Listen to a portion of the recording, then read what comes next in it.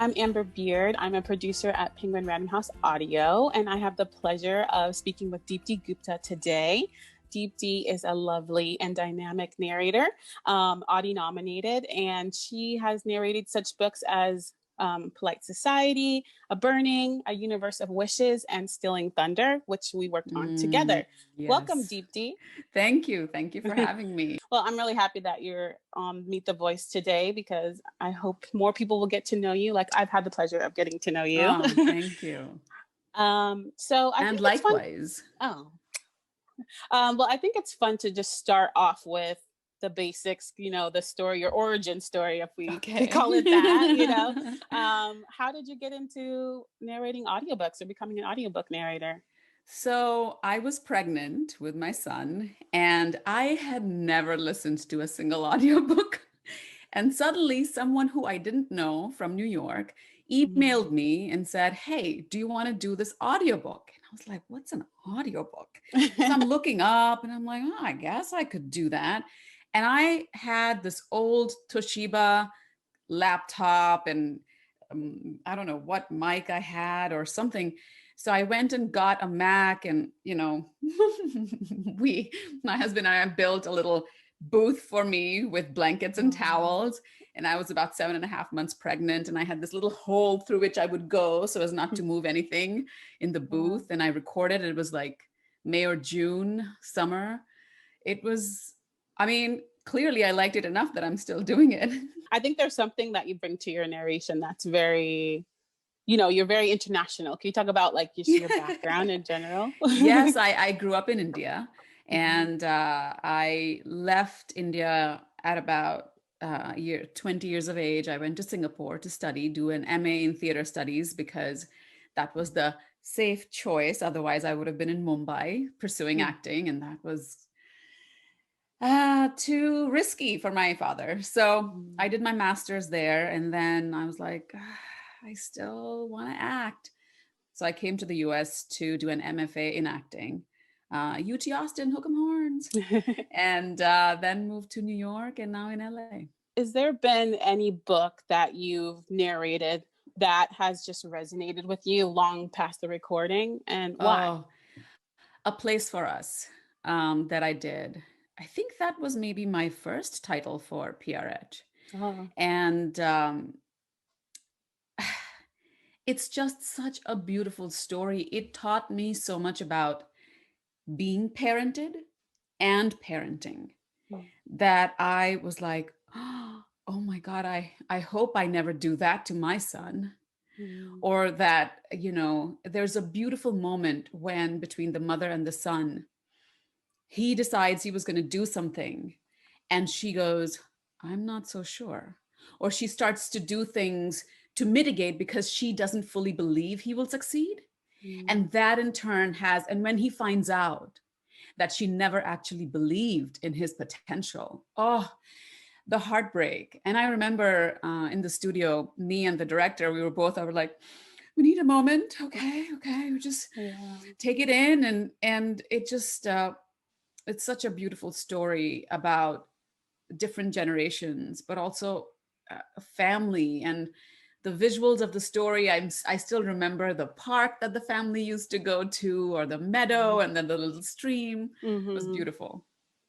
Feels like a memory, like a true story almost. Something. Yeah, it does. You start to feel like you know these people.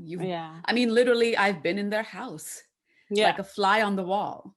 Has there been a book or a character that really helped you kind of explore parts of yourself, maybe that you hadn't explored before? Or actually, Stealing Thunder, when we did that, there's so many ways in which the world is fantastical. And it was the first time I narrated something with a South Asian female identifying character in a fantasy world. And the way Alina has written it, there's this element of like, anything is possible. And I have had a lot of stories I've narrated with a lot of interesting and strong female characters, but they're all in our real world. And so to narrate something like that just felt like, just my own sense of what's possible? It just felt like a bulb got turned on in a part of my brain that was turned off before. Do you have any like special routines or rituals that you do before you record? Might be a little controversial, but this is a vibrator. Oh. And there's a whole way to use a vibrator to release tension in the jaw and sinuses and sides of your neck and the back area. A massager. Yes, sure. We can call it a massager. That's been really, I actually took a workshop on this, so I didn't just create this myself. Okay. What is the best advice you've been given about narrator in this industry? Surprisingly, it has come this year. Breathing. And I was working with the director and she said, "What's going on with your breathing?" And I was like, "What do you mean?" And she pointed out a few things and I was like, "Oh, okay." And that just really got me into paying more attention to my breathing in general and where I hold my breathing and my breathing patterns. And I know that a lot of voice actors are like, "Oh, all these breathing exercises and warm-ups." But there's a way that we all hold our breath when we are in an uncomfortable situation or whatever our breathing patterns are, survival mechanisms, that I feel like when I heard her talk about it, it just opened up a whole thing for me to explore about how am I breathing and what my breathing can tell me about how I'm feeling, about what I'm narrating or what I'm the person that I'm with.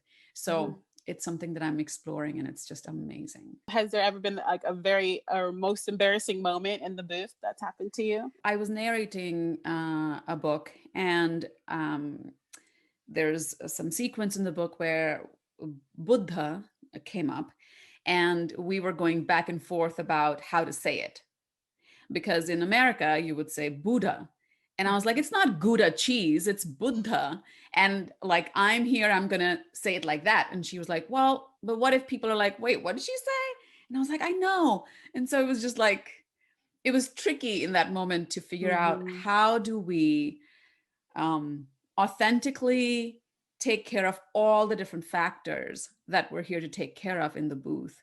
And, that ultimately has become a learning moment for me because now when I work on stuff, I know that if I come across those things, I should bring that up beforehand with the team that I'm working with and to say, hey, it's really important to me that we keep authentic pronunciations and use that as a way to educate our listeners, as opposed to just keep feeding them what they already know, even if it's inaccurate. What was the first book you ever narrated? Yes, it was the first one when I was pregnant. It was called Refuge, which I had to learn. Refuge and refuge are two different words and mean two different things. And so that was fun. What's a book that you would love to narrate? I would like to narrate a romance with a South Asian female who's not only Indian, only American, someone who's more global. And like, it can get hot and saucy. What's your in-booth uniform? Well, I would say, narrated in my underpants. What book or audiobook would you recommend listeners? Michelle Obama's Becoming. I heard it, I didn't read it, and it was just amazing. It felt like I know her, like I'm her personal friend, and she's just talking to me about all this stuff. It was amazing. And what was your favorite audiobook as a child, if you listened to audiobooks or heard any? I didn't, but my father was my audiobook because he used to tell us stories. What's next on your TBR? I get to do my first kids book.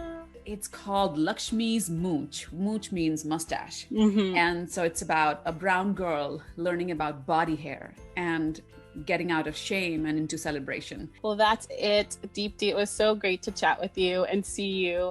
Thank you again for being on Meet the Voice. Thank you for having me. I have loved talking to you.